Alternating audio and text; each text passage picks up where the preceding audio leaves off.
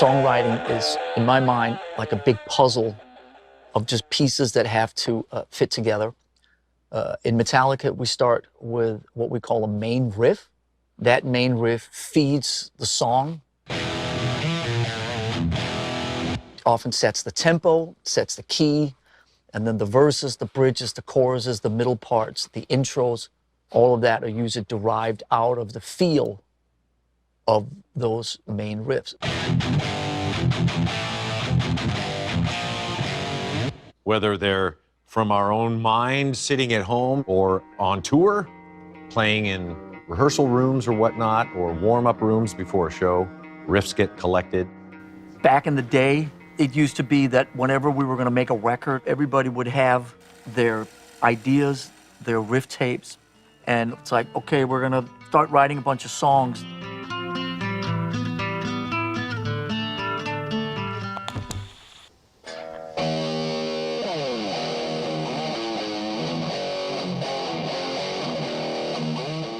When there's a main riff, everything else just works off that.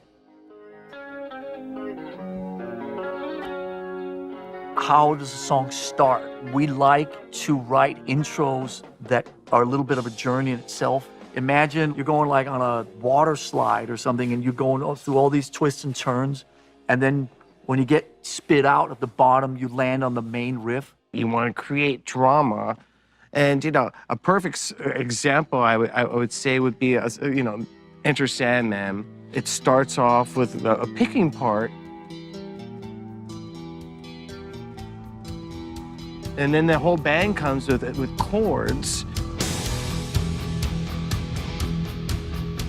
And you would expect the band to come in with the main riff. But no, we come in with chords.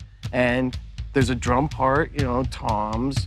And the guitar part and the bass part's just like a low chug on the E. It's all just like, fairly routine stuff that really doesn't really sound like much.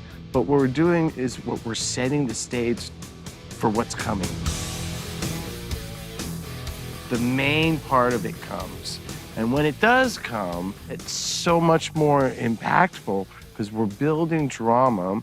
We're building tension, you know, musically, harmonically, through tempos. And basically, you know, we're setting the scene for like the big reveal. You can have a really, really great riff, but if it's not presented and executed properly, it can fall flat on its face. Or you can just like, you can take a riff and then play it so much that it loses its meaning. When we write a riff, the main riff is almost sacred. You don't want to play it too much. You want the listener to feel like they're always on the edge of hearing it, and when it does come, they're like, yeah. Then you want to pull it back so that they're like, And, you know, it's that push and pull, and the fact that, you know, the listener might not expect what's coming next, but when it comes next, it's exactly what they want to hear. They don't know it yet, but it's exactly what they want to hear. That's that riff. Just F sharp and then F. Okay. Every other time. You got a great riff. What do you do after that? We'll go out and we'll just jam on it. How does it feel? Try a few different feels with that riff. How does it feel in halftime? How does it feel in double time? How does it feel simplified? You could take that riff and simplify it. Turns into an intro. You can riff off of the riff. You know, take little pieces, or you just go out and jam, and whatever comes through you next is supposed to happen. As simple as that. Trusting that I'm just a vessel of whatever's coming through me at that moment. And if I love the sound, I love the feel, I love what we're doing, I can completely trust what's going to happen next. And a lot of times, I know at least when we're jamming, Lars will just say, all right, you know, just play what you're supposed to play next. It's like, okay. And I let it happen. So overthinking it, you know, it's not a math problem. Maybe it goes to the fast riff, goes up to the fast riff, 2 or something, and then there's a bridge and a chorus part that comes out of the modulation and the Everyone gets their chance to put their idea out there, and you never know where the golden nugget's going to come from. Lars is actually really pretty good at hearing a riff and dissecting it, because me as a guitar player, my fingers normally go here and do this. It's kind of nice to have someone who's not a guitar player come in and say, well, I like when you moved here, do more of that thing you did up there. And it's that simplistic approach which I really like, and I'm able to add on to that. In these modern times, a lot of stuff gets created on a computer, and those jams are becoming more and more rare. But with Metallica, we really pride ourselves on building songs that way.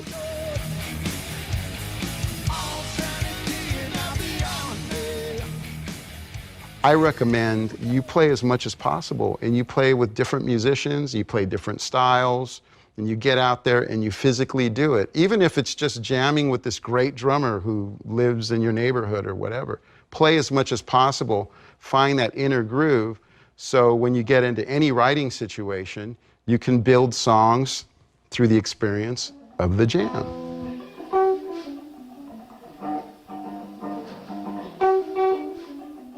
Just like anything else creative, painting, film, all these things, I mean, I don't like to use the word work because it's something you enjoy. And so anything that you enjoy, I don't consider work, but it's very much a practical process. I think some people have this vision of, singer-songwriters are lying in bed and, the heavens open up and then they wake up the next morning and there's this incredible sound, Paul Simon, there's Sounds of Silence, or Noel Gallagher, just Wonderwall, he wakes up and there's Wonderwall. For us, and certainly for a lot of other artists that I talk to, you basically just you gotta go down to the studio at 10 o'clock in the morning and clock in and put your 8 hours in. Some days inspirational stuff happens. Other days you sit there and struggle with this just like anything else. You gotta be patient, and you gotta